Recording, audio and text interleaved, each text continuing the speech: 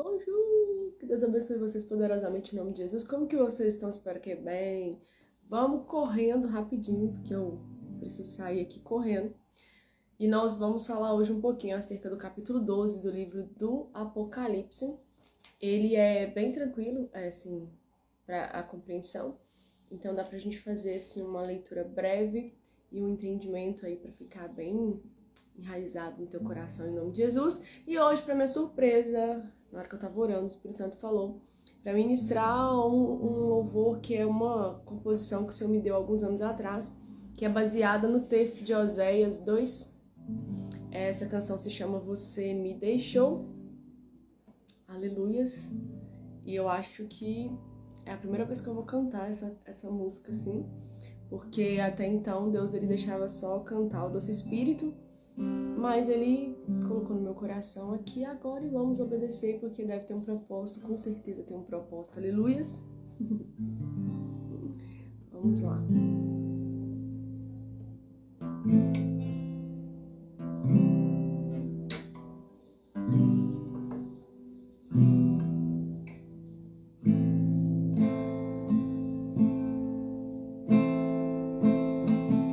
Você me deixou pelos seus amores, pelos seus amores, pelos seus amores.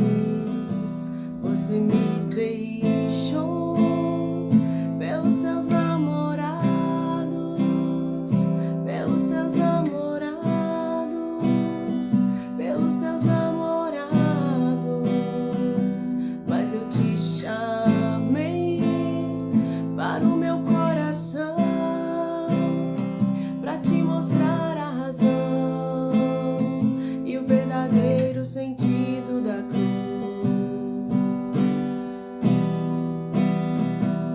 Eu te deixei, de ti me esqueci,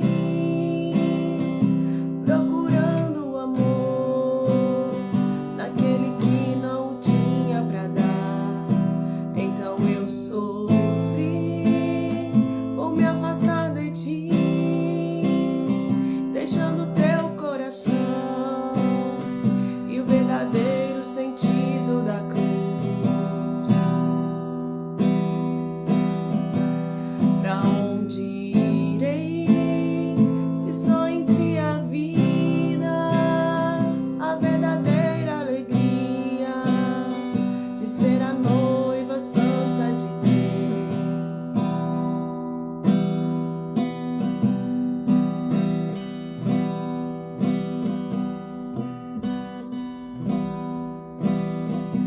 Você me deixou pelos seus amores, pelos seus amores, pelos seus amores. Você me deixou pelos seus namorados, pelos seus namorados, pelos seus namorados.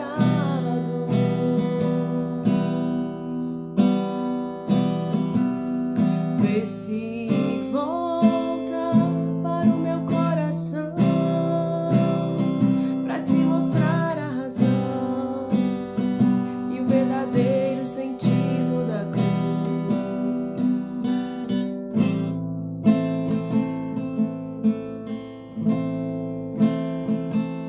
Eu te chamei. Aleluias. Glória a Deus. Então vamos lá. O capítulo 12 do livro de Apocalipse, ele vai trazer pra gente a perspectiva da visão que João teve de uma mulher e um dragão. Então nós vamos fazer a leitura e vamos entender alguns pontos. A mulher e o dragão, capítulo 12 de Apocalipse. Viu-se grande sinal no céu, uma mulher vestida do sol com a lua debaixo dos pés e uma coroa de 12 estrelas sobre a sua cabeça. A mulher estava grávida e gritava com dores de parto, sofrendo tormentos para dar à luz. E aí eu vou parar por aqui para a gente entender algumas coisas, a simbologia de algumas coisas. Então aqui eu pontuei em 3 tópicos. O primeiro tópico é vestida do sol. O que isso significa? Vestida do sol é porque ela representa a nação de Israel. Ela representa a graça e a glória de Deus. E só para contextualizar, eu vou abrir aqui no livro dos Salmos, e se você puder, abra também, no Salmo de número 84, e nós vamos ler o verso 11. Salmos 84, verso 11. Aleluia. E a palavra vai nos dizer assim: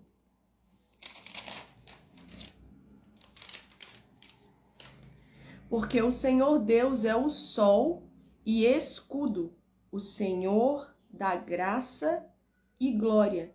Não recusa nenhum bem aos que andam retamente.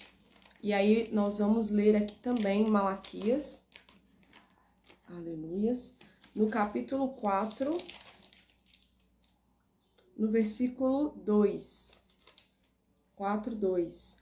E a palavra vai nos dizer assim: mas para vocês que temem o meu nome, nascerá o sol da justiça, trazendo salvação nas suas asas. Vocês sairão e saltarão como bezerros soltos da estribaria. E lembrando que sobre esse capítulo 4 existe um título, né? O sol da justiça e seu precursor. Aleluia. Então, essa mulher vestida do sol representa essa glória e essa graça de Deus. Ela representa, então, aqui a nação de Israel. O segundo ponto, com a lua debaixo dos pés. A lua, ela não tem luz própria, né? Eu acredito que todo mundo sabe disso. Ela é como um satélite natural. E a lua, ela funciona como um espelho, ela reflete a luz do sol, ok? Quando? Quando o sol, ele entra em contato com a superfície da Terra. E por que João, ele vê essa lua debaixo dos pés dessa mulher? Porque é a representatividade daquilo que Jesus, ele diz que ele é a luz do mundo. Então, mesmo em um lugar, mesmo em um ambiente onde há trevas, essa luz, ela vai dissipar as trevas. Mesmo em um ambiente escuro, se houver alguém para calçar as sandálias da preparação do Evangelho da Paz, se houver alguém com a boca para apregoar essa luz do mundo que é Cristo Jesus, que é a palavra de Deus, então esse lugar vai refletir a luz, esse lugar vai refletir Jesus, esse lugar vai refletir a luz do mundo. E eu quero abrir aqui no Salmo 119, aleluias, no verso de número 105, que é um verso muito conhecido por nós, onde a palavra vai nos dizer assim: olha, lâmpada para os meus pés e a tua palavra, ela é luz para os meus caminhos. Aleluias. E o terceiro ponto é essa coroa de 12 estrelas sobre a cabeça dela, que significa a honra da nação por ser escolhida para gerar ali o Salvador do mundo. Então, essas 12 estrelas é uma tipificação, uma simbologia das 12 tribos de Israel, e da qual o Salvador do mundo sairia, que nós sabemos que ele veio ali de Judá. Então, é essa honra de ter sido a nação eleita para gerar o Salvador do mundo. E aí a palavra vai seguir dizendo assim, versículo 3. Viu-se também outro sinal no céu, e eis um dragão grande, vermelho, com 7 cabeças e 10 chifres, e nas cabeças 7 diademas. A sua cauda arrastou a terça parte das estrelas do céu, as quais lançou para a terra, e o dragão se deteve diante da mulher que estava para dar à luz, a fim de devorar o filho dela quando nascesse. E aqui nós vamos entender algumas coisas, né? Esse dragão é a representatividade de Satanás, e nós bem sabemos que ali o livro do profeta Ezequiel, no capítulo 28, vai falar sobre como esse querubim ungido, ele é agora expulso ali do céu, quando ele prevarica e peca contra Deus. E quando a palavra fala, né, que a cauda do dragão aqui arrasta as estrelas do céu, vamos ler de novo aqui, ó.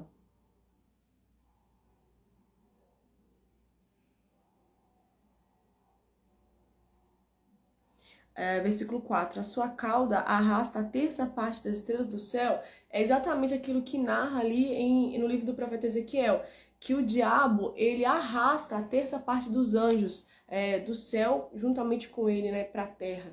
Esses anjos caídos, anjos que pecaram e prevaricaram contra o Senhor nosso Deus. Então, é isso que João está vendo. João, mais uma vez, está tendo um vislumbre, ele está tendo uma visão de algo que já aconteceu.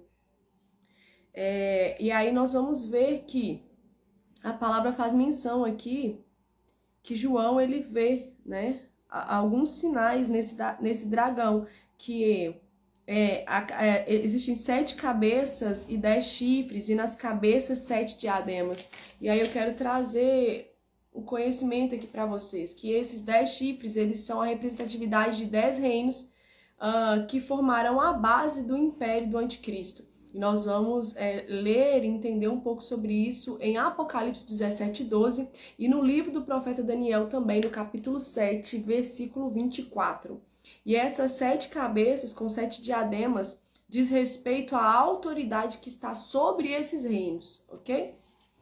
E aí, dando sequência, versículo 5, ela deu à luz um filho homem, que há de governar todas as nações com cetro de ferro, e o filho da mulher foi arrebatado para junto de Deus e do seu trono. A mulher, porém, fugiu para o deserto, onde Deus lhe havia preparado um lugar para que nele a sustentasse durante 1260 dias. Então, estourou a guerra no céu. Miguel e os seus anjos lutaram contra o dragão. Também o dragão e os seus anjos lutaram, mas não conseguiram sair vitoriosos, e não havia mais lugar para eles no céu. E foi expulso o grande dragão e a antiga serpente, que se chama Diabo e Satanás, o sedutor de todo o mundo. Ele foi atirado para a terra, e com ele os seus anjos. Então ouvi uma voz forte no céu proclamando: agora veio a salvação, o poder e o reino do nosso Deus e a autoridade do seu Criador, pois foi expulso o acusador de nossos irmãos, o mesmo que os acusa de dia e de noite diante do nosso Deus. Eles o venceram por causa do sangue do Cordeiro e por causa da palavra do testemunho que deram, e mesmo diante da morte não amaram a própria vida. Por isso, alegrem-se, ó céus, e vocês que neles habitam. Ai da terra e do mar, pois o diabo desceu até vocês, cheio de fúria, sabendo que pouco tempo lhe resta. Quando o dragão viu que tinha sido atirado para a terra, ele perseguiu a mulher que tinha dado à luz o filho homem, mas foram dadas à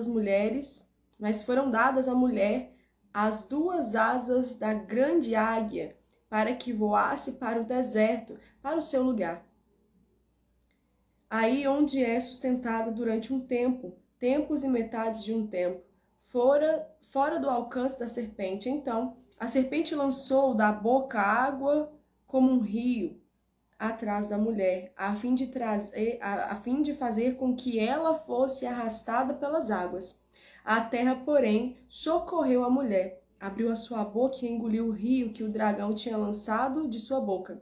O dragão ficou irado com a mulher e foi travar guerra com o restante da descendência dela, ou seja, os que guardam os mandamentos de Deus e têm o testemunho de Jesus. E o dragão se pôs em pé sobre a areia do mar. Então aqui o que a gente entende? A gente entende que de tempos em tempos Satanás ele sempre vai fazer algo para tentar interromper e paralisar o plano e o propósito de Deus, né? E nós vemos assim vários textos das escrituras nos dando essa perspectiva, como por exemplo,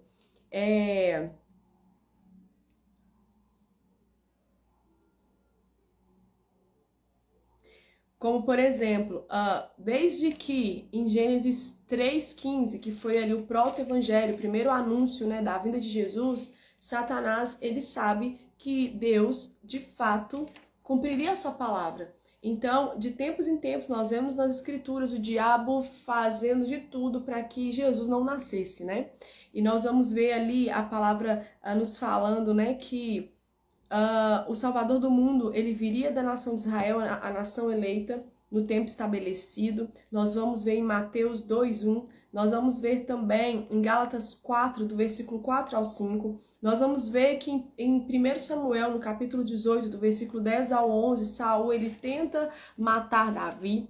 Nós vamos ver que no livro do 2º Reis, ali no capítulo 11, do versículo 1 ao 2, é isso mesmo. Nós vamos ver ali uma narrativa acerca da rainha Atália. Ela se levanta para matar os herdeiros do trono de Davi, mas Joás, o futuro rei, ele é escolhido por sua tia. E ali acontece toda uma questão para que essa descendência seja livre, seja salva. No período do Império Medo-Persa, Amã, ele tenta persuadir o rei Assuero, o rei Artaxerxes, né?